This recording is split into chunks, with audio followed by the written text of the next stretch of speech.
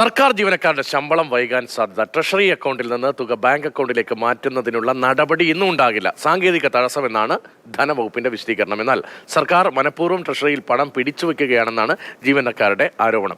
R അനന്തകൃഷ്ണനാണ് വിവരങ്ങളുമായി. അനന്തൻ, വല്ലാത്ത ദുസ്ഥിതിയിലേക്ക് കാര്യങ്ങൾ പോയിട്ട് കുറച്ചു കാലമായി.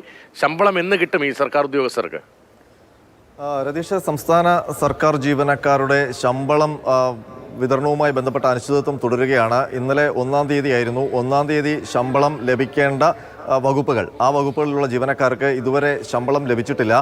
സെക്രട്ടേറിയറ്റ് ജീവനക്കാർ, റവന്യൂ, പോലീസ് അടക്കമുള്ള വകുപ്പുകളിലെ 97,000 ജീവനക്കാർക്കാണ് ഇന്നലെ ശമ്പളം ലഭിക്കേണ്ടിയിരുന്നത്.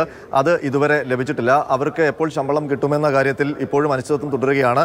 ഇന്ന് ശമ്പളം ലഭിക്കേണ്ടത് സർക്കാർ അധ്യാപകർ, ഒപ്പം തന്നെ ആരോഗ്യ വകുപ്പിലെ ജീവനക്കാർ അടക്കമുള്ളവർക്കാണ്. അവരുടെ ശമ്പളത്തിൻ്റെ കാര്യത്തിലും ഇപ്പോഴും അനിശ്ചിതത്വം തുടരുകയാണ്.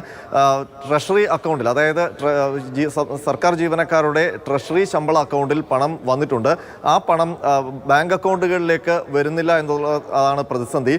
ഇതുവരെ ആർക്കും ശമ്പളം ബാങ്ക് അക്കൗണ്ടുകളിൽ നിന്ന് എടുക്കാൻ കഴിഞ്ഞിട്ടില്ല. അതേസമയം ഇവരുടെ ജീവനക്കാരുടെ ട്രഷറി ശമ്പള അക്കൗണ്ടിൽ നോക്കുമ്പോൾ ശമ്പളം വന്നതായിട്ട് കാണിക്കുന്നുമുണ്ട്. എന്നാൽ അത് കൈ കിട്ടുന്നില്ല എന്നുള്ളതാണ് പ്രതിസന്ധി.